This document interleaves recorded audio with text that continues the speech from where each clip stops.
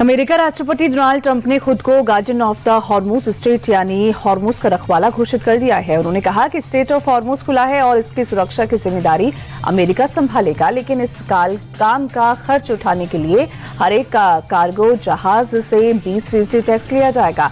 Trump ने साफ किया कि ईरान और उसके ग्राहकों के जहाज पर रोक जारी रहेगी, लेकिन बाकी देशों के जहाज हॉर्मुज से बिना किसी रुकावट के गुजर सकेंगे। ट्रंप के इस दावे का ईरान ने कड़ा विरोध जताते हुए कहा कि हॉर्मुज में किसी तरह का अमेरिकी दखल मंजूर नहीं है। हॉर्मुज पर ईरान का कब्जा है और इसकी सुरक्षा के लिए वो हर कदम उठाएगा।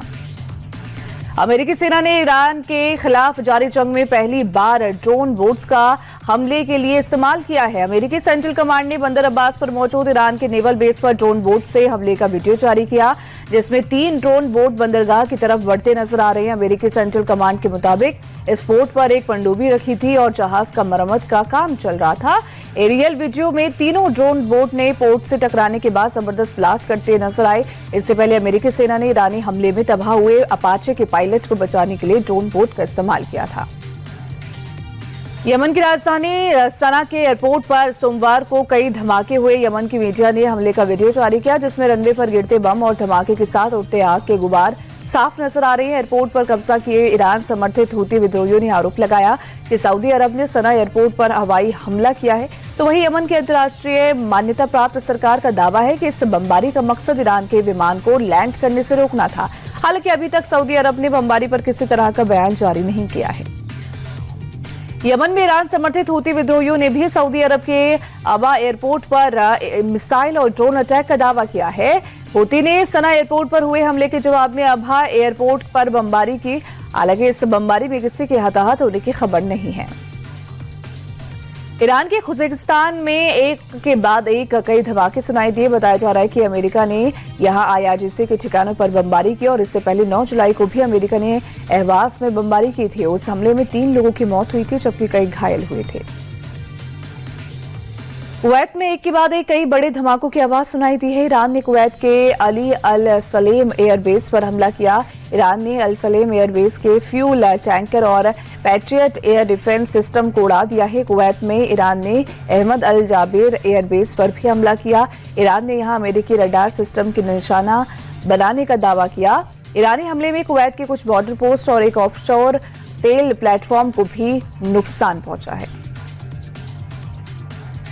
जॉर्डन के अमेरिकी बेस पर ईरान ने फिर हमला किया। जॉर्डन के प्रिंस हसन एयरबेस और साल्टी एयरबेस पर ड्रोन और मिसाइल से स्ट्राइक की गई। ईरान का दावा है कि उसने जॉर्डन के बेस पर अमेरिका के फ्यूल डिपो और हथियार गोदाम को निशाना बनाया। जॉर्डन का साल्टी एयरबेस अमेरिका के लिए बेहद अहम है। यहाँ उसके F-35 फाइटर जेट और कई एयर रिफ्यूलिंग टैंकर तैनात है। ईरान की तरफ से अमेरिका के इन एयरक्राफ्ट को नुकसान पहुंचाने की कोशिश हो रही है। बहरीन में भी ईरान ने एक के बाद एक कई मिसाइल और ड्रोन से अटैक किया है। बहरीन में ईरान ने अमेरिकी नेवी के 5th फ्लीट हेडक्वार्टर को निशाना बनाया है। हमले के बाद अमेरिकी बेस से धुआं उठता दिखाई दिया। अमेरिकी नेवी का 5th फ्लीट हेडक्वार्टर बहरीन के मनामा के पास है। तो वहीं ईरान ने दावा किया कि उसने बहरीन के शेख ईसा एयरबेस को भी डायरेक्ट हिट किया है। दिल्ली में आईबी कर्मचारी अंकित शर्मा हत्याकांड मामले में पूर्व पार्षद ताहिर हुसैन सहित 5 दोषियों को आज कड़कड़डुमा कोर्ट में सजा का ऐलान किया जाएगा। कोर्ट ने सोमवार को ताहिर हुसैन के अलावा नजीम कासिम, अनस और जावेद को हत्या का दोषी करार दिया था। हालांकि अदालत ने ताहिर हुसैन के खिलाफ आपराधिक साजिश के आरोप को खारिज कर दिया। साथ ही कोर्ट ने इस मामले में 6 आरोपियों को रिहा कर दिया। कोर्ट से दोषी करार दिए जाने के बाद ताहिर हुसैन ने खुद को बेगुनाह बताते हुए कहा कि उसे इंसाफ नहीं मिला है। कड़कड़डुमा कोर्ट के फैसले का दिल्ली के मंत्री कपिल मिश्रा ने स्वागत किया है। उन्होंने कहा कि दिल्ली दंगा हिंदुओं के नरसंहार की साजिश थी। अदालत के फैसले के बाद ये बात सिद्ध हो गई। जिस ताहिर हुसैन को कोर्ट ने दोषी करार दिया है, उसे पूरी आम आदमी पार्टी बचाने में लगी रही थी।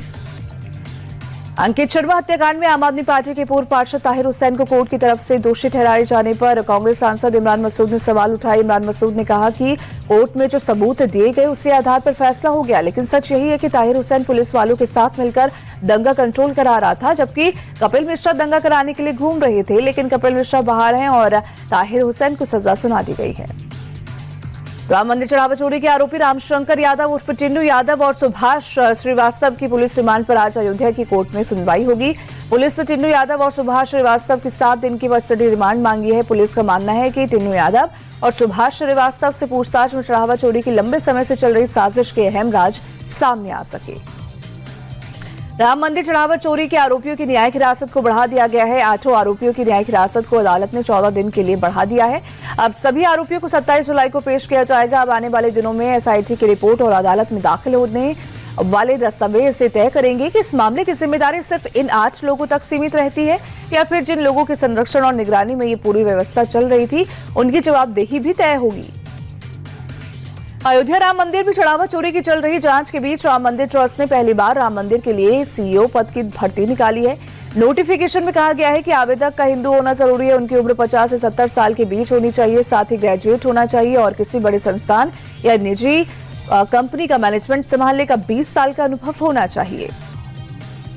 योग गुरु स्वामी रामदेव ने हिंदू राष्ट्र को लेकर बड़ा बयान दिया है। दिल्ली यूनिवर्सिटी में कार्यक्रम के दौरान स्वामी रामदेव ने कहा कि हिंदू राष्ट्र में मुसलमानों को डरने की जरूरत नहीं है। हिंदू और मुसलमानों के मजहब अलग हो सकते हैं लेकिन दोनों के पूर्वज एक ही थे। रामदेव ने कहा कि मुसलमानों को इस बात का भरोसा रखना चाहिए कि वो हिंदू राष्ट्र में बिल्कुल महफूज रहेंगे। उनके मन में हिंदू राष्ट्र को लेकर किसी भी प्रकार का डर नहीं होना चाहिए। पश्चिम बंगाल में टीएमसी नेताओं पर अंडों से हमला रुकने का नाम नहीं ले रहा है। एक बार फिर से टीएमसी नेता तीर्थंकर घोष पर लोगों ने अंडों से हमला कर दिया।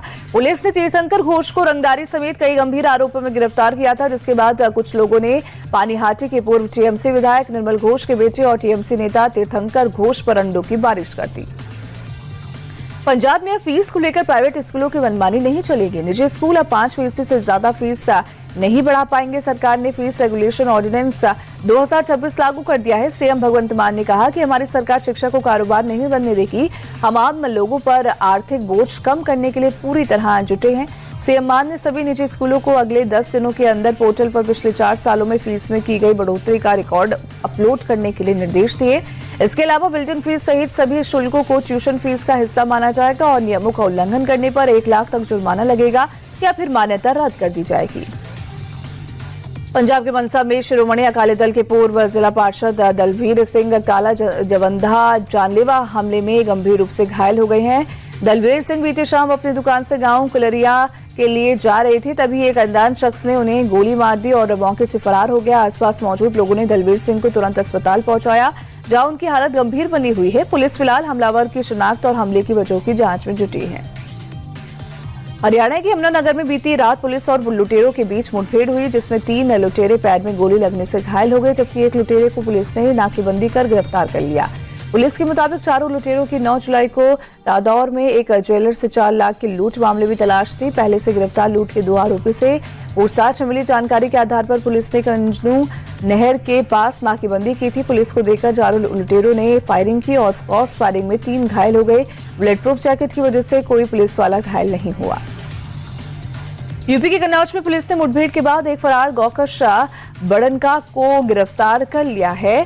मुखबिर से मिली जानकारी के आधार पर पुलिस ने सदर कोतवाली के बहापुर मोड़ पर नाकेबंदी की थी। बीती रात गौकशी के आरोप में बड़नका को जब पुलिस ने रोकने की कोशिश की तो उसने पुलिस टीम पर फायर कर दिए। पुलिस की जवाबी कार्रवाई में बड़नका पैर में गोली लगने से घायल हो गया और पुलिस ने उसे गिरफ्तार कर लिया।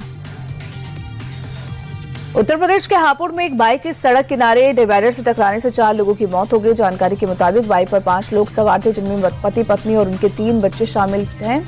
हादसे के बाद राहगीरों ने पुलिस को खबर दी, जिसके बाद पुलिस मौके पर पहुंची और पूरे मामले की जांच की जा रही है। उत्तर प्रदेश के गोंडा में तालाब में नहाने गए 2 बच्चों की डूबने से मौत हो गई, जिससे इलाके में हड़कंप मच गया। मौके पर पहुंची पुलिस की टीम ने गोताखोरों की मदद से तलाशी अभियान चलाकर शवों को बरामद किया। फिलहाल मामले की जांच की जा रही है। ओडिशा की बालासोर में बिजनेसमैन की हत्या मामले की जांच कर रही पुलिस को बड़ी कामयाबी मिली है। पुलिस ने मुख्य शूटर समेत 6 आरोपियों को गिरफ्तार किया है, जिनसे पूछताछ के आधार पर पुलिस कुछ और आरोपियों की तलाश कर रही है। पुलिस जल्द मामले के खुलासे की भी बात कह सकती है। जम्मू कश्मीर के बडगाम में बीती रात जंगल में आग लग गई, जिससे आसपास के इलाकों में हड़कंप मच गया। स्थानीय लोगों की सूचना पर दमकल विभाग की टीम मौके पर पहुंची और हालात पर काबू पाने की कोशिश की। आग की चपेट में आने से कई पेड़ जलकर खाक हो गए। किसी तरह की जनहानि की खबर नहीं है। पश्चिम बंगाल के सिलीगुड़ी में बीती शाम हाईवे के पास भूस्खलन होने से बंगाल के सिक्किम से जोड़ने वाला रास्ता प्रभावित हुआ, जिसकी वजह से कई गाड़ियां फंस गई और इलाके में लंबा ट्रैफिक जाम लग गया। जानकारी लगती ही मौके पर मलबा हटाने के लिए जेसीबी मशीनें लगाई गई।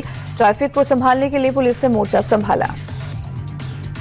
असम के लखीमपुर में हुई लगातार बारिश की वजह से कई गांवों में बाढ़ जैसे हालात बन गए हैं। सड़कें पानी में डूब गई, घरों में पानी घुस गया और फसलों को भी नुकसान पहुंचा। तस्वीरों में देख सकते हैं कि लोग घुटनों तक भरे पानी के बीच आवाजाही करने को मजबूर हैं। गुवाहाटी के अनिल नगर में हुई भारी बारिश के बाद हालात इस कदर बिगड़ गए हैं कि लोगों का घर से बाहर निकलना मुश्किल हो गया। जगह जगह सड़कों पर हुए जलभराव से गाड़ियों की रफ्तार भी थम गई। कुछ इलाकों में घरों में भी पानी घुस गया है।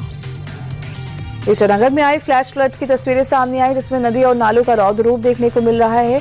इस फ्लैश फ्लड की वजह से कई इलाकों में काफी नुकसान हो गया। लोगों के घरों में पानी और कीचड़ भरने से घरों में रखा सामान भी खराब हो गया। नदी किनारे कटान से लोग दहशत में हैं। दिल्ली में केंद्रीय कपड़ा मंत्री गिरिराज सिंह ने इंडी हाट कार्यक्रम का उद्घाटन किया। इंडी हाट में हाथकरघा और हस्तशिल्प विरासत की झलकियों को दिखाया जा रहा है। इस मौके पर गिरिराज सिंह ने कहा कि एक्सपोर्ट में कई तरह के उछाल और मंदी आई, लेकिन भारत को झटका नहीं लगा। देहरादून में मुख्यमंत्री पुष्कर सिंह धामी ने सोमनाथ स्वाभिमान पर्व के लिए विशेष ट्रेन को हरी झंडी दिखाई। इस मौके पर लोगों का उत्साह देखते ही बन रहा था। मुख्यमंत्री धामी ने कहा कि भारत के लिए एक बहुत बड़ी सांस्कृतिक यात्रा है जो हमारे राज्य को सोमनाथ से जोड़ती है। यूक्रेन के जापोरिजिया पर रूस के हमले लगातार जारी है। सोमवार को रूसी सेना ने जापोरिजिया में एक रिहायशी इमारत पर ड्रोन अटैक किया, जिसमें 2 लोगों की मौत हो गई जबकि 11 लोग बुरी तरह से जख्मी हो गए।